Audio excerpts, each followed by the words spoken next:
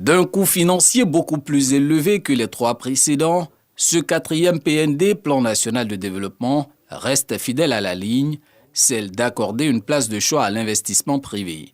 En chiffres, c'est plus de 80 000 milliards de francs CFA d'opportunités que réserve ce PND 2026-2030 au secteur privé, soit 70,2% du total des investissements attendus. Cette répartition traduit le choix stratégique du gouvernement de faire du secteur privé le levier, sinon le principal moteur du financement du PND et de la transformation structurelle de notre économie. Les investissements qui seront réalisés dans les secteurs prioritaires du PND contribueront à accélérer l'industrialisation, à renforcer la compétitivité de notre économie, à stimuler l'innovation et à créer davantage d'emplois au bénéfice de nos populations. En ce 2e jour du groupe consultatif dédié aux investisseurs privés, pas d'annonce d'intention de financement comme avec les partenaires institutionnels la veille, mais plutôt une volonté affichée du secteur privé de soutenir ce nouveau PND. Je le réaffirme ici avec force, le secteur privé ivoirien est prêt à assumer sa part historique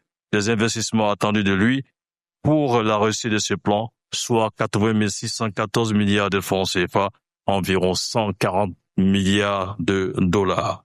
Le privé sait trouver l'argent là où il est. Donc s'il investit moins, c'est que probablement quelque chose l'arrête. Et je pense que à la fois en Côte d'Ivoire et au Maroc, cette conviction est partagée. Nous avons un pipe de projets qui dépassera les 800 milliards au cours du prochain PND. Le secteur privé travaillera donc aux côtés des autorités ivoiriennes et de leurs champions pour contribuer à la réussite du PND 2026-2030. Le Premier ministre Robert Begré-Mambé voit en ces manifestations d'intérêt une garantie certaine de succès pour ce 4e PND. La Côte d'Ivoire vous offre aujourd'hui de véritables opportunités d'investissement concrètes, rigoureusement documentées et prêtes à être mises en œuvre. Nos équipes ont préparé des fiches projets et des opportunités d'affaires claires.